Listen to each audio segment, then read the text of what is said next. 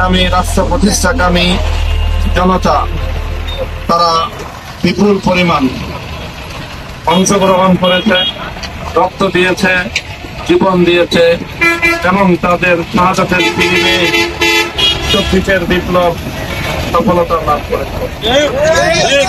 আগামীর বাংলাদেশ এই কথাগুলোকে মনে রেখেই বাংলাদেশ চলবে এবং সেভাবে আমরা বাংলাদেশকে পরিচালিত করব। কেউ যদি আগামীর বাংলাদেশকে ইসলামপন্থীদের তাদের জুলুম এবং নির্যাতনের এই ইতিহাস মুছে ফেলে আবার যদি 72-এর ধারায় বাংলাদেশকে ফিরিয়ে নেওয়ার কোনো পায়তারা করে, তাহলে রাজপথে আমরা তাদেরকে মোকাবেলা করব। বাংলাদেশ হবে ইসলামের বাংলাদেশ।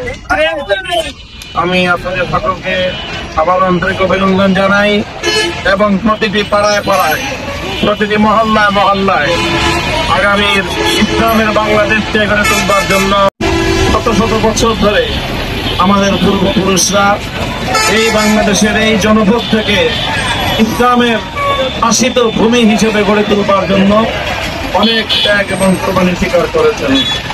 1909 সালের বঙ্গভঙ্গ, 1905 সালের বঙ্গভঙ্গ, 1947 সালের দেশ বিভাগ, 1971-এর মুক্তিযুদ্ধ এবং 24-এর বিপ্লব, এটাই হবে আগামীর বাংলাদেশের বুনিয়াদ।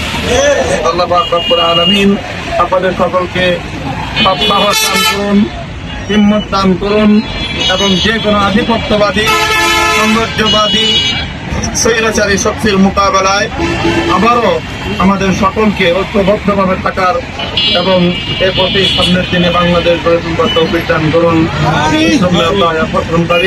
আসসালামু আলাইকুম ওয়া রাহমাতুল্লাহি ওয়া বারাকাতুহু। ওয়া আলাইকুম আসসালাম ওয়া রাহমাতুল্লাহ।